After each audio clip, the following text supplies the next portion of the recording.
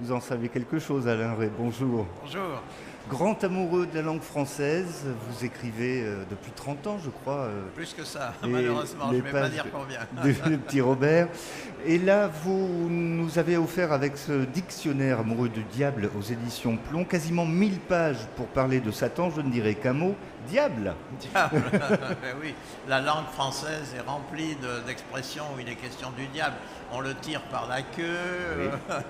on fait le diable à quatre. Et quand j'étais petit et que mes parents me disaient arrête de faire le diable à quatre, je me disais où sont les trois autres. Oui, oui, effectivement. Et vous expliquez en guise d'introduction comment on peut écrire un dictionnaire amoureux du diable.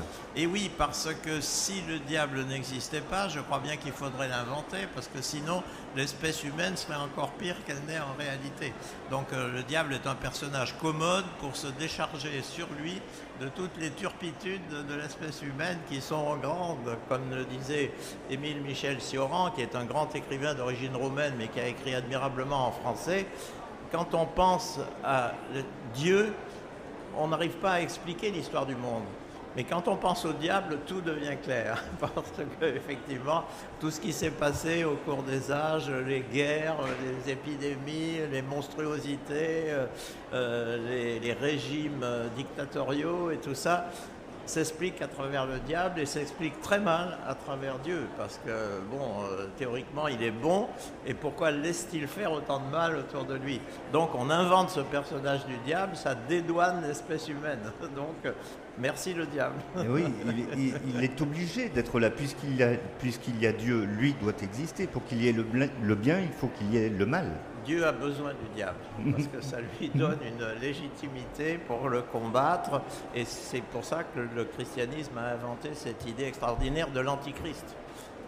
On dit antéchrist, mais c'est antichrist en réalité, c'est celui qui est contre le Christ, et anté et anti c'est la même chose, l'un est grec, l'autre est latin, mais c'est absolument la même chose, et c'est un personnage qui a hanté, et une autre façon de trouver que le diable peut être considéré comme un objet d'amour, c'est qu'il a été un inspirateur extraordinaire pour la culture, pour la sculpture au Moyen-Âge, pour la peinture à partir de la Renaissance et jusqu'à nos jours, pour la littérature avec des sommets comme Baudelaire quand il s'adresse à Satan, ou comme Victor Hugo quand il écrit la chute de Lucifer qui devient Satan et qui est pardonné par Dieu pour redevenir Lucifer qui est celui qui porte la lumière.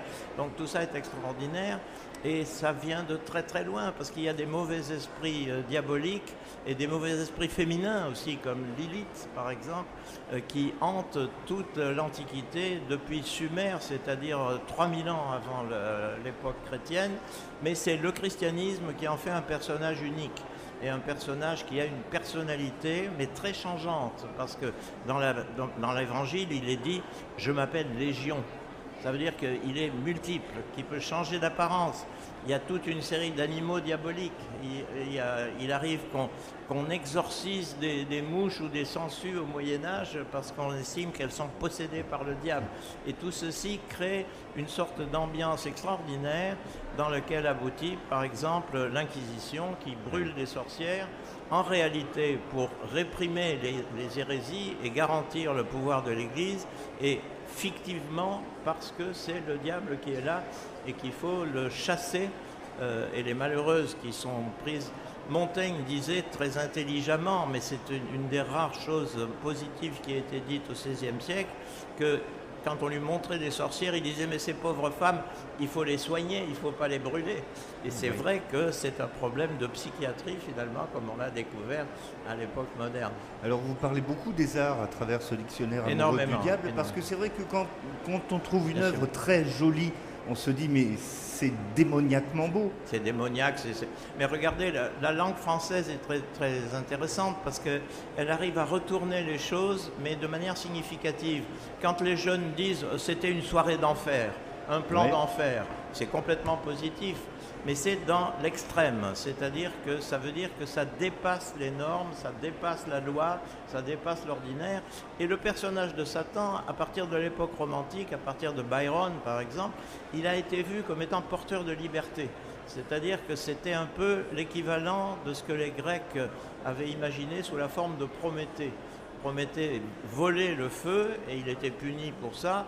Le diable s'oppose à Dieu, mais ça veut dire qu'il s'oppose à la loi. Ça veut dire qu'il est le porteur de la liberté sexuelle, de la liberté de comportement, de la liberté par rapport à la vie sociale.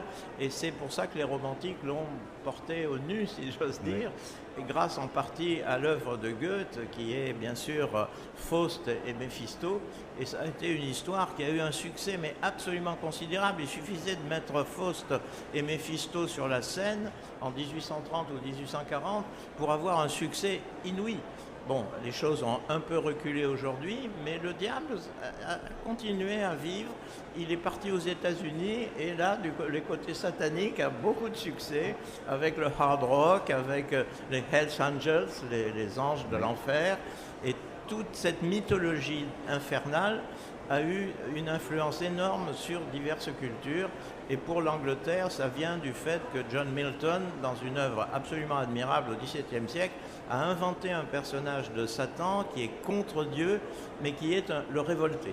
Le révolté absolu, celui qui ne se laisse jamais abattre. Il a beau être battu, il continue à se battre, il continue à s'opposer. Et c'est finalement, tout en voulant montrer que le diable était le mal incarné, Milton a montré qu'il était aussi un ferment de liberté. Et c'est cette contradiction extraordinaire entre ces deux personnages qui anime, je crois, tout travail un peu sérieux sur l'histoire du diable et que j'ai essayé de rendre dans ce livre. Voilà. Un livre passionnant. Merci beaucoup à Alain Ray. Passionnant et on s'y plonge, on s'y plonge, on s'y plonge parce qu'il y a mille choses à y retrouver, à y découvrir. Mais il faut en sortir parce qu'il faut pas rester avec le diable, c'est très dangereux. Bien entendu. C'est donc un bouquin d'enfer qui s'intitule Dictionnaire amoureux du diable aux éditions Plomb. Merci Alain Ray. Merci à vous.